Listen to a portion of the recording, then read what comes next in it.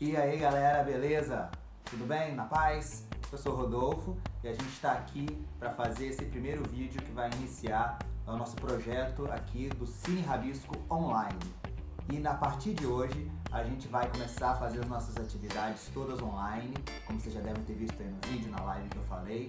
A gente vai executar as sessões e os bate-papos, as oficinas, e a gente vai fazer tudo por aqui e vai ser massa. E a galera que já está acostumada aí a assistir um YouTube, assistir as paradas aí, já tá ligado como é que funciona e vai estar todo mundo em casa. Então a gente vai começar hoje com esse vídeo falando aqui um pouco, né, através da Casa de Rabisco, do nosso Cine Rabisco. E no vídeo de hoje a gente vai falar sobre as curiosidades do filme Planeta do Tesouro. Vocês viram online e viram presencial ou viram em qualquer lugar. Pode ter sido no nosso cine ou em outro lugar. Se você não esteve presente na sessão presencial, não tem problema. Se você já viu esse filme aonde quer que seja, esse vídeo é pra você. A gente vai falar, vai tentar lembrar um pouquinho também, né, de quem teve presencialmente, como é que foi a sessão e tal. E quem, né, viu em outro lugar também vai poder desfrutar do mesmo jeito. Então, vamos lá para nosso vídeo de hoje, falando sobre as curiosidades do filme. Quem viu o filme, né, teve contato com ele aí, um filme muito massa, a animação dele é muito maneira, ele mistura, né, os elementos 2D com os elementos 3D, né, a computação gráfica. Hoje em dia a gente tem visto muito filme que é só 3D, né, assim, e é legal também. Tem muito artista que trabalha nessa linguagem, é um mercado muito legal para explorar, né? Mas para quem gosta de desenhar ali, o desenho, caneta, papel mesmo assim, gosta de um desenho em 2D, gosta de uma animação e também não gosta de lançar mão assim, dessas tecnologias novas, é massa assim, você vê como é que os caras conseguiram juntar, né, essas duas realidades no mesmo trabalho e como é que ele ficou muito bonito. Mas, para quem viu esse filme, né, ele todo futurista, né, com naves e tal, viu que eles trazem uns elementos, né, que ele traz esses elementos da pirataria, né, as naves elas são barcos, né, são navios, né, tem uma coisa meio de período de navegação, pirataria, mas ao mesmo tempo uma coisa espacial. Por quê? Né? De onde é que eles tiraram essa ideia toda de enfiar esse roteiro de navegação no meio de uma história estelar, né? Podia ter feito com naves espaciais e tal. Pois é, por que eles não fizeram assim? Primeiro que é muito esse recurso criativo de misturar tempos diferentes, é muito massa, né? Cria uma dinâmica legal para a história. E o filme Planeta do Tesouro, ele é inspirado em um livro, né? Um livro que é um livro muito antigo, né? Mas que é um clássico da literatura, que é A Ilha do Tesouro. A Ilha do Tesouro é um livro que era um livro juvenil na época também, né, para várias idades e tal. E foi um livro muito legal. O cara que escreveu esse livro, até o nome que está lá no barco são as iniciais dele. Ele é o mesmo autor que fez o Médico e o Monstro, que inspirou o Hulk, por exemplo, da Marvel. Então é um cara que tem uma literatura muito dinâmica, muito massa, muito legal de ler. E aí a galera pegou esse clássico da literatura, que já foi feito filme no cinema, e colocaram ele dentro dessa estrutura da animação, com essa pegada futurista para dar um quê ainda mais, né, mais moderno para ele, né? E ficou dessa maneira, que ficou muito legal, muita dinâmica, né? E aí a gente vai ver um pouquinho agora sobre as curiosidades de produção do filme. Vamos lá? Primeira curiosidade.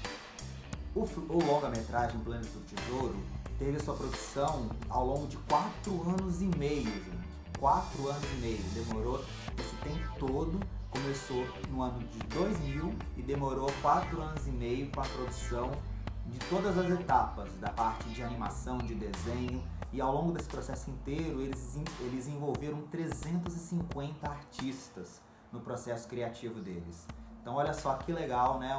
Como é que um filme só envolve tanta gente, como é que é uma indústria, né, tão grande e como é que a gente consegue fazer uma galera toda, né, você vê, que trabalha com arte e que produz umas paradas tão legais assim, né? E muitos desses artistas e técnicos também que estavam envolvidos no processo, eles estavam trabalhando às vezes exclusivamente para esse projeto, né? Então é um tipo de trabalho que envolve a galera e consegue, né, viver daquilo, trabalhar com aquilo. Então quem gostaria de trabalhar com animação, com desenho e tal, a gente, né, também tem um mercado no Brasil para propaganda e tal. E também uma produção audiovisual que está começando a ficar cada vez mais intensa aqui no Brasil também, né? Nesse período a galera aqui no Brasil a gente não tinha muito, né, essa possibilidade toda de produção. Estava existindo ainda, mas hoje em dia cada vez está crescendo mais o mercado, tem faculdades, tem cursos técnicos focados nessa área, então é uma área que está crescendo muito e você vê, né? Em 2000 já entregava essa galera toda num projeto desse, né? Que era um longa só. Próxima curiosidade. Esse filme foi um marco na integração das mídias de animação 2D com computação gráfica.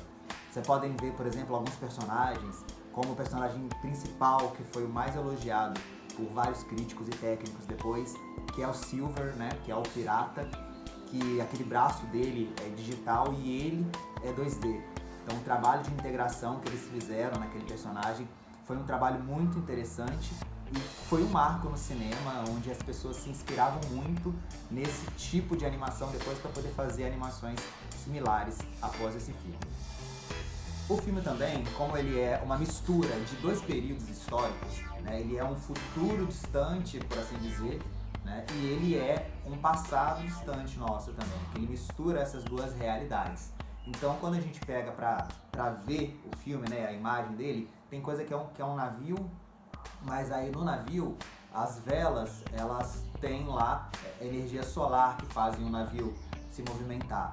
Então eles criam umas alternativas, tudo bem que eles criam também umas coisas que não são muito da nossa realidade, por exemplo, o espaço lá é respirável, tem som, mas no Star Wars também tem um monte de coisa lá que a gente acha que é realidade porque tem aquela estrutura, mas também é fantasia, né? Por exemplo, as explosões no ar, no espaço, elas não existem, mas elas são um recurso muito legal para quem tá vendo um filme.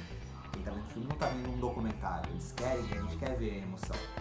Então, esse filme, ele joga com isso mesmo, fala assim, a gente já quer pra gente brincar com a realidade, vamos brincar e vamos fazer um negócio divertido. Então, ele tem explosão, tem a ideia da gravidade do barco, com um mecanismo que segura os personagens ali, né, dentro do barco, mas para fazer uma referência bem grande à história original, que é a Ilha do Tesouro, a direção de arte do filme, que é quem escolhe o que vai ser fundo, o que vai ser figura, o que vai ser roupa do personagem, isso tudo foi escolhido para que ficassem.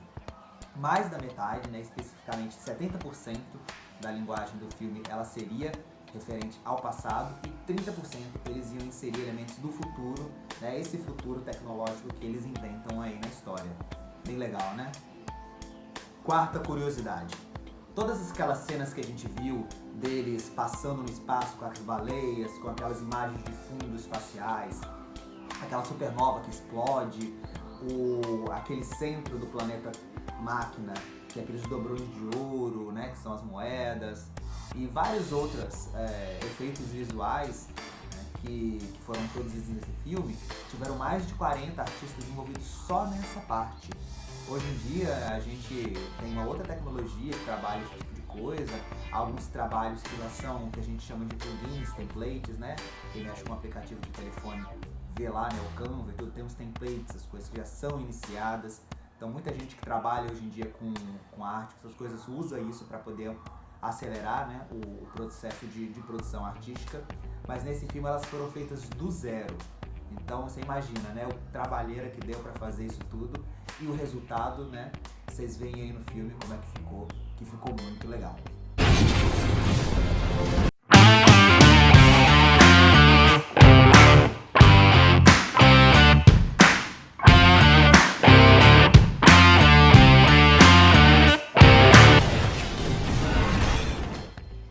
Bom, o filme, como ele é 2D, então a maior parte dos elementos, principalmente os personagens, são desenhados à mão. E os fundos, os cenários, a maior parte deles são 3D ou uma integração de 3D com 2D. Então, isso cria essa realidade mista. Porém, dois personagens, eles fogem a essa regra do personagem à mão, que é o Ben, né, que é o robô, que é inspirado também no personagem da Ilha do Tesouro, que é um velho louco que estava na ilha e tal. Eles conseguiram, que o nome é Ben, e eles conseguiram traduzir, né, pra essa sigla, né, que foi uma sacada legal do filme também. E ele é um robô totalmente, então eles decidiram fazer ele, por ser um robô, totalmente 3D, totalmente digital. E o Silver, né, que tem as partes mecânicas do corpo, as partes mecânicas dele também são computação gráfica. Então optou-se pelos elementos eletrônicos e mecânicos do filme serem retratados em arte gráfica. Então esses dois personagens, eles são, né, eles têm, né, a arte gráfica dentro deles. E o mais interessante, né, do Silver, que eles conseguiram trabalhar a integração das duas linguagens no mesmo personagem. E falando um pouquinho sobre o cenário do Planeta do Tesouro, a maior parte dele, como eu falei, ela era 3D e tal, e ela também trouxe para a realidade do cenário muita pintura digital.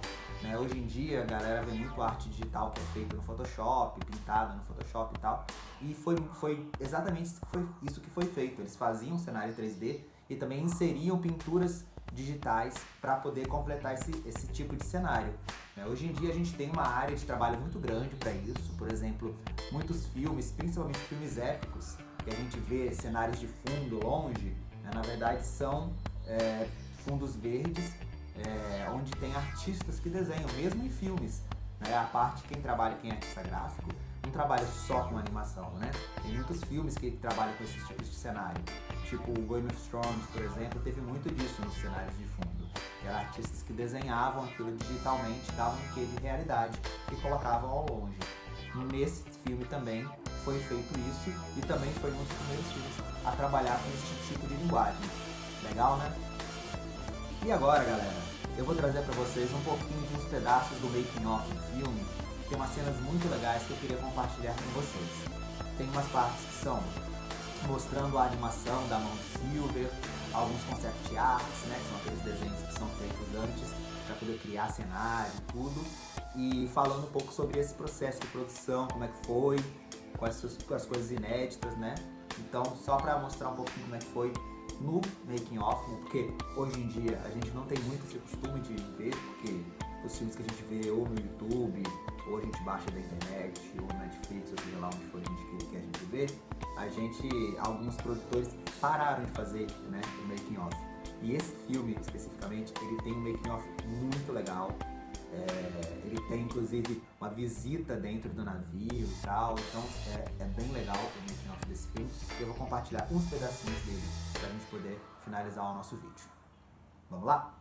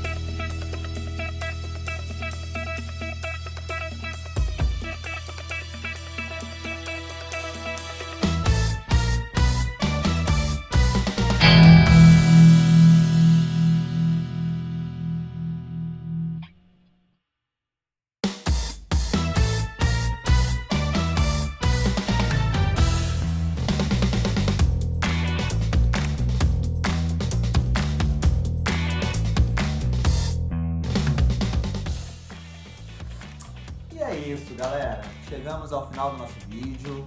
E aí, conseguiu matar todas as suas curiosidades sobre o vídeo? Tem mais alguma? Quer compartilhar com a gente? Fala aí nos comentários do vídeo. Pode falar com a gente no privado, se você quiser. Quem sabe esse monte de perguntas que vocês façam, a gente não cria uma parte 2. Ou a gente faça uma sessão sobre o filme original, não sei. O filme também virou até quadrinho, inclusive. Né? Quem sabe a gente faz uma live falando sobre o quadrinho, falando sobre o livro. Então, assim, vocês que mandam, o que vocês colocarem, a gente dá um jeito de produzir também. Afinal de contas, esse projeto vai dar sequência aí, muito além dessa temporada que a gente está fazendo. Então, fico feliz que vocês tenham ficado com a gente aí até o finalzinho, tá? Então é isso. Interage com a gente aí, fala, não deixe de interagir, não deixe de falar. É muito importante para que a gente possa dar sequência ao projeto de uma forma bacana. Então, fala o que gostou, comenta pra gente o que você mais gostou do filme, tá? Não deixe de interagir. A gente está aí, disponível, e terão outras ações aqui também do Cine Rabisco, outras sessões online também, oficinas. Então, fica com a gente que vai ser maneiro e vamos seguir junto aí e nos cuidando todos, ficando em casa sempre que puder e ajudando ao próximo também e fazendo muito rabisco e muito desenho, que é isso que a gente gosta bastante de fazer, não é? Então, vamos lá, até a próxima, valeu, tchau!